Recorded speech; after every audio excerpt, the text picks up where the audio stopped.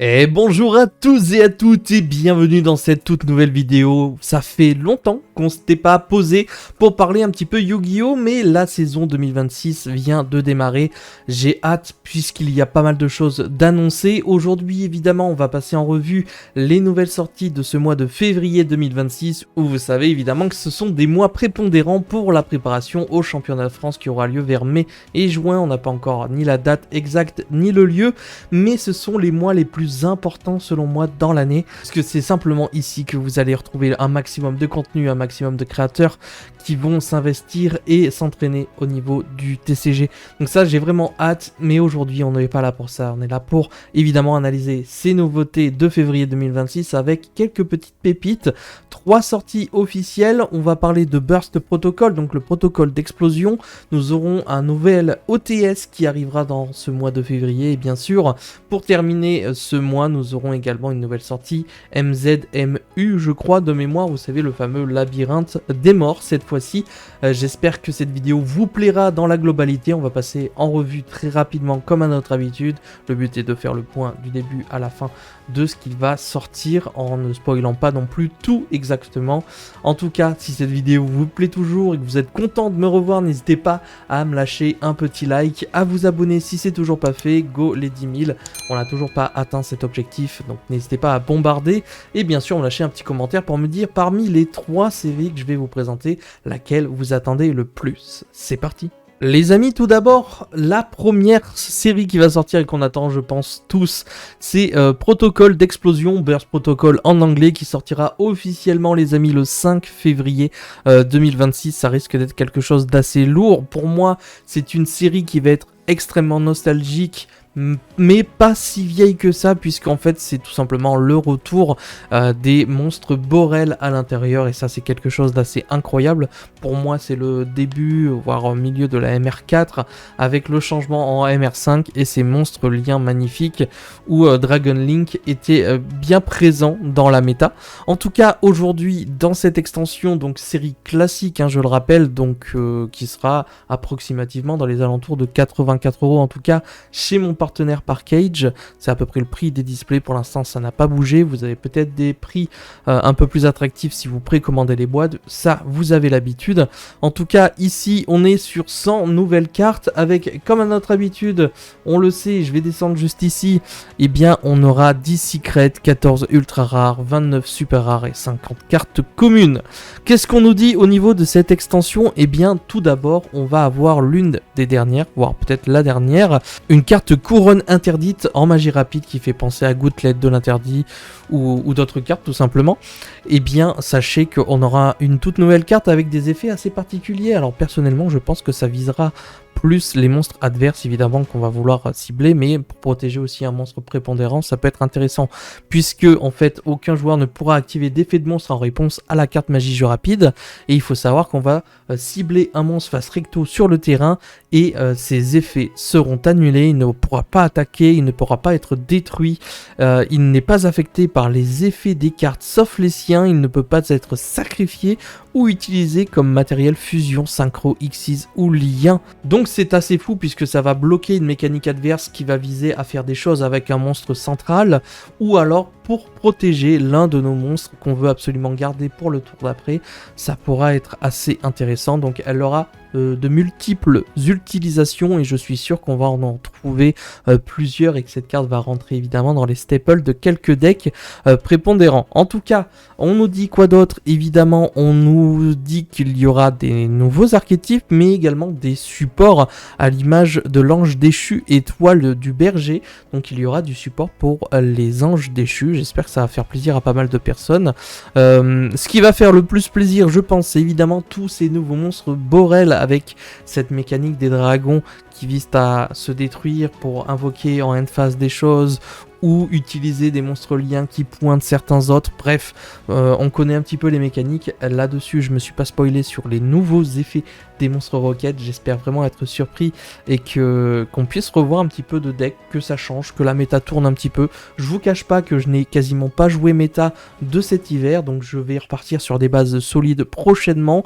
On aura un retour aussi de rythme de vidéo qui sera très correct, j'espère. Donc n'hésitez pas à me soutenir pour ça. Ensuite, on aura le retour des Magistus également en support. Konami nous annonce du Magistus dans Burst Protocol, ainsi que des monstres Mercurium, le Mercure vivant, des monstres X6 de rang 10. Bref, de toute façon, tout ça, on va l'analyser tout de suite grâce au site de Yorisama. Du coup, le Burst Protocol classique, on aura vraiment tout ça à l'intérieur, du Rocket, du topologique, du DD, du magnétique. Magnétique, je suis très content d'avoir des nouvelles cartes dessus. Du liaison, du mode assaut, robot guerrier, art mage, du Doom Z.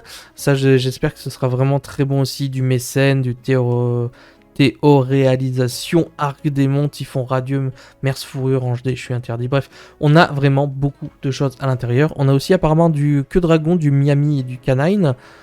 Donc à voir ce que ça va proposer évidemment, et du Albaz Ange Déchu, Albaz qui n'en finit plus d'avoir du support en termes de cartes. Bref, le booster se présente comme ceci, on va commencer avec les chargeurs Rocket.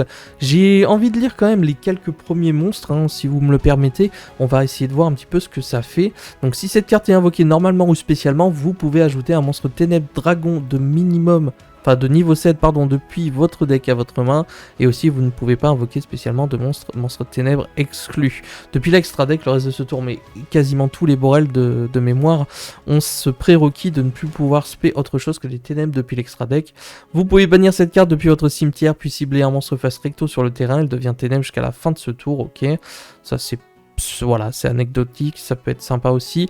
Lorsqu'un effet de monstre lien qui cible cette carte face recto sur le terrain est activé, effet rapide, vous pouvez détruire cette carte, puis dévoiler max 6 cartes du dessus du deck de votre adversaire. Et si vous le faites, bannissez une carte dévoilée et aussi placez le reste au-dessous dans le même ordre. Alors on s'attend à... ça donne des infos justement sur les decks adverses et on peut déjà en bannir une, voir le top deck, ça peut être intéressant. Durant la Fest, c'est cette carte dans votre cimetière parce qu'elle a été détruite sur le terrain au combat ou par un effet de carte et il a été envoyé ce tour. Vous pouvez invoquer spécialement un monstre Rocket.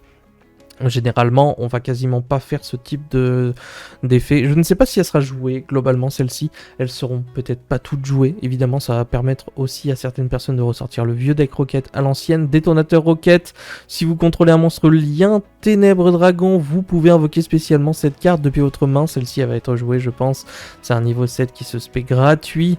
En plus, on a le premier qui permet de tuto un niveau 7. Ouais, je pense que ce sera très intéressant.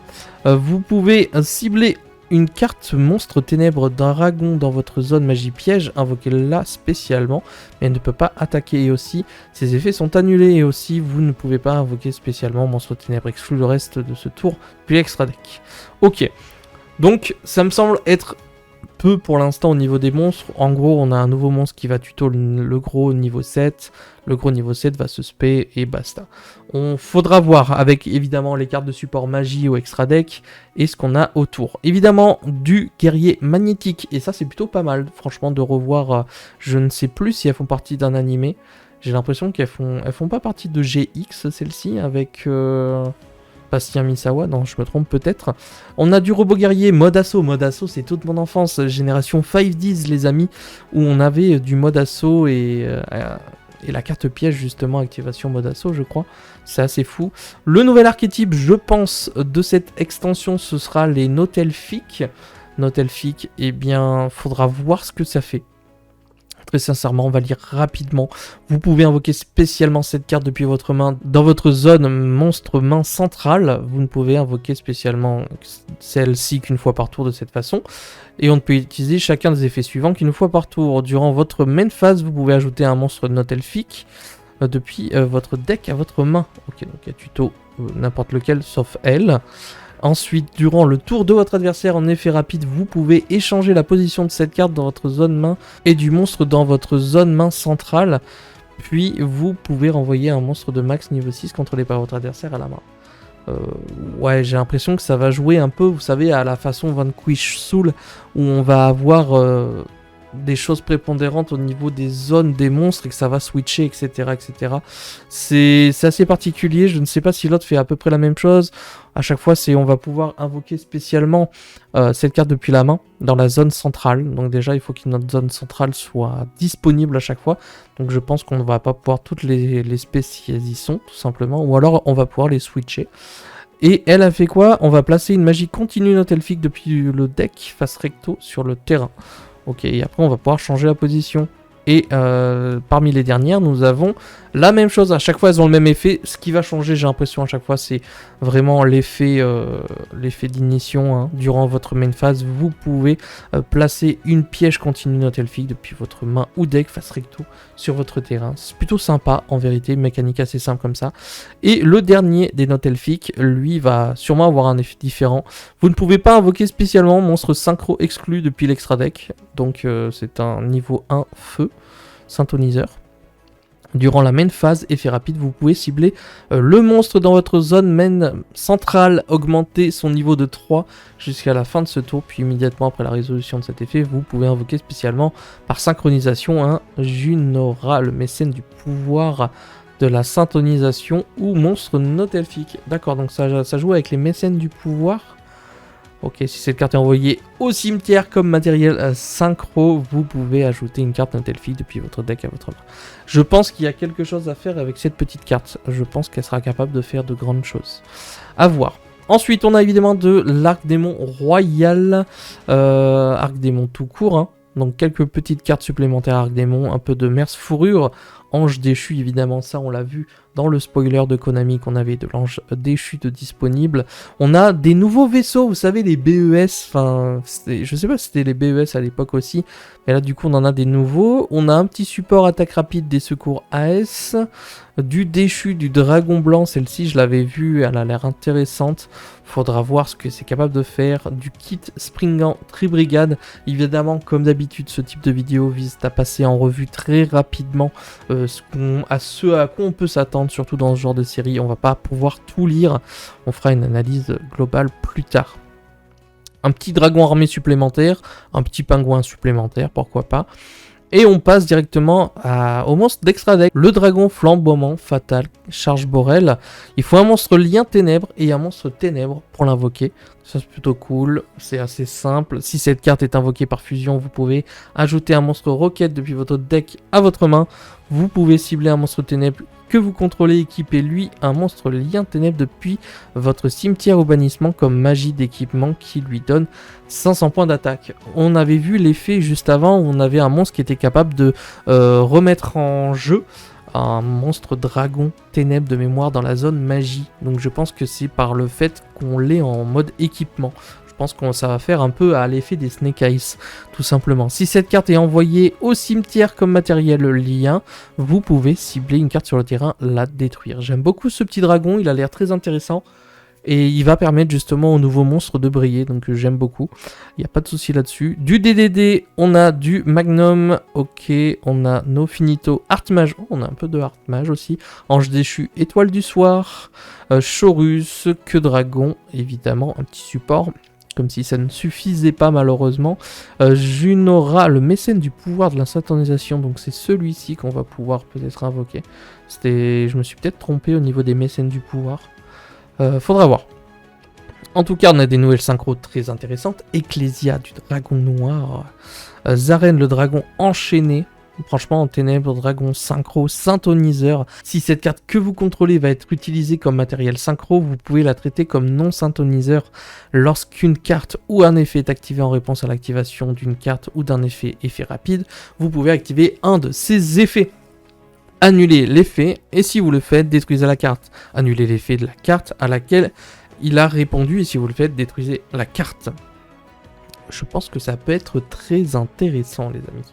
Au niveau du canine, eh bien, on a une seule nouvelle Xyz, j'ai l'impression. Exauceur Carméal. Donc on a un peu de Springance, du topologique, le dragon carénage Borel, le monstre de la boîte, hein. Évidemment votre adversaire ne peut pas sacrifier cette carte sur le terrain, donc pas de kaiju, pas de Nibiru ou autre. Je crois que c'est ça, hein, à peu près. Une fois par tour, durant la main phase en effet rapide, vous pouvez cibler un monstre roquette que vous contrôlez. On va annuler les effets d'une carte face recto contrôlée par notre adversaire, puis détruire le monstre. Ok. Votre adversaire ne peut activer ni de carte ni d'effet en réponse à l'activation de cet effet. C'est pas mal. Une fois, tant que cette carte est face recto sur le terrain, au début de la battle phase, vous pouvez invoquer spécialement un monstre lien Borel de max Link 4. depuis votre extra deck. C'est assez puissant, j'aime beaucoup. On a ensuite, encore en support, comme si ça ne suffisait pas, le dragon Trisborel, évidemment. Du typhon radieux qui arrivera également dans cette extension. Kill, Charpentier Merce Fourrure, on a du secours AS encore, et on passe aux magies avec évidemment du donc amorce double. Ce sera une carte qui va jouer avec quoi?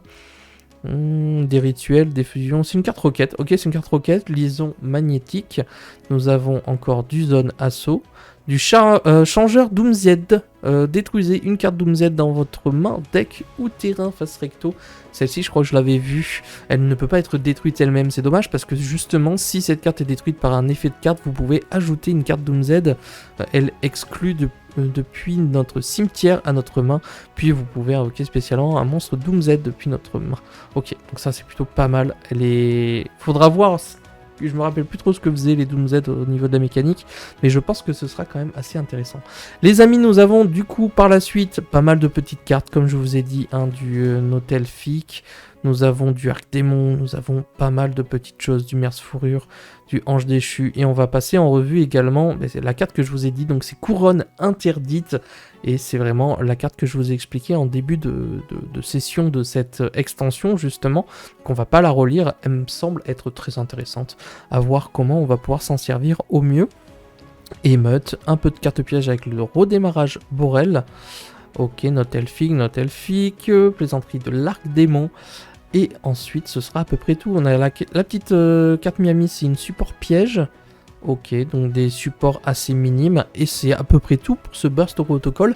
Je pense que c'est déjà pas mal, et ça va en faire l'une des meilleures extensions de ces derniers mois. En tout cas, je pense que beaucoup vont se ruer dessus, notamment pour jouer ces magnifiques dragons. Les amis, maintenant, changement de registre très rapide. On est sur le pack de tournoi OTS numéro 30, qui sortira officiellement le 12 février dans vos boutiques, surtout de tournois, où vous pourrez tenter de remporter ce type de pack, puisque je le rappelle pour celles et ceux qui ne le savent toujours pas, c'est des packs qui sont exclusivement réservés à des tournois, et c'est des boutiques qui distribuent ce type de pack, où vous pouvez avoir des ultimates et autres. Moi j'ai un avis un petit peu particulier sur ce type de paquet, étant donné que je trouve que ça ronfle un petit peu, et que je trouve que avec les raretés que Konami nous sort dernièrement, je trouve que c'est moins intéressant, même si les ultimates, c'est des magnifiques ultimates qu'on a envie d'avoir.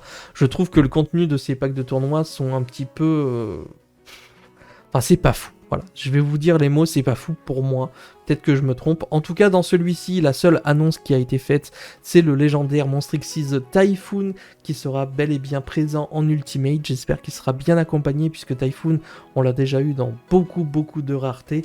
Et très sincèrement, quand on a déjà eu les Secret Cards de siècle, voire les Starlight, c'est déjà assez compliqué de rivaliser, même si les Ultimates sont quand même une rareté à part. J'espère qu'il y aura de bonnes cartes autour de la méta actuelle, avec pourquoi pas du Quill, c'est comme ça qu'on prononce, je pense. On aura peut-être du Miami, peut-être du Queue Dragon, on verra. Il y aura, j'espère, pas mal de petites choses sympas autour de la méta actuelle, ou de la méta qui va arriver, bien entendu. Mais malheureusement, il n'y aura pas d'autres infos à ce sujet concernant ce pack de tournoi. Et les amis, pour conclure cette vidéo, évidemment, la dernière extension qui sortira, ce sera le 19 février 2026. Il s'agira de notre habituel labyrinthe. Cette fois-ci, le labyrinthe des morts. Pas beaucoup d'infos, malheureusement, concernant les cartes qui se retrouveront dans ce set. On a quelques petits visuels, quelques petites choses, évidemment, à se mettre sous la dent. Mais vraiment, rien de fou. Puisqu'en fait on a un bilan de quelques monstres qui seront à l'effigie des citrouilles, des cartes un petit peu anciennes de Duel Monster ou autres qu'on avait l'habitude d'avoir, mais en vérité il n'y a pas eu beaucoup de spoilers, j'en ai un petit peu, mais c'est tout. Et vous savez, ce sont les fameuses séries où il y aura des boosters de cette carte avec une collector à l'intérieur, voire Starlight. Maintenant ils ont rajouté les Starlight. Et on n'aura pas grand chose de plus. On va utiliser le nouveau site de Yorisama, que je remercie infiniment et que je salue, le fameux Codex qui est sorti il n'y a pas si longtemps que ça. Ça va vous donner de légères infos. On va ouvrir ça. Concernant évidemment le tripack, au moins vous avez, vous savez, les Field Center qui ils font ça maintenant. Konami, ils mettent des petits Field Center assez sympathiques. Et du coup, nous avons des petits monstres très sympas qui seront à l'effigie, comme je l'ai dit, des monstres de Duel Monster pour la plupart en version remasterisée, ou des nouveaux tout simplement. Âme de Gaïa, le chevalier implacable, apparemment l'une des cartes qui sera dans le labyrinthe des morts. Nous avons le Ténécuribo, carte très sympa aussi. Je vais peut-être décaler la cam pour que vous puissiez avoir les effets, parce que je me suis pas adapté au codex encore. Très très bien fait le site en tout cas, bravo. Atomic Héros Masqué, un nouveau héros masqué, pourquoi pas. Donc je vous invite évidemment à lire les effets si ça vous intéresse et si vous jouez ce type de cartes. Nous avons le dragon armé perceur également, encore un dragon armé. On l'a vu aussi, il y a un nouveau dragon armé qui arrive dans le Burst Protocol. Et pour terminer au niveau des spoilers, nous avons le magicien sombre de la destruction, carte emblématique également, donc une fusion là pour le coup, non une rituelle, qui va venir s'ajouter au magnifique extra deck de Yugi. Donc voici pour le seul spoiler malheureusement qu'on a de ce labyrinthe des morts, avec pourquoi pas au passage le petit spoiler des jetons cette fois-ci de Burst Protocol par rapport au tripack qui sortira évidemment en même temps que l'extension. Donc ça c'est plutôt assez cool, on a notre dueliste plus sa carte numéro pour certains, un petit Yugi avec les cartes favorites, un petit Bastien Misawa. Donc j'ai peut-être raison concernant Bastien Misawa et les magnétiques, c'est peut-être son archétype, pour ça qu'elle a été mis en avant.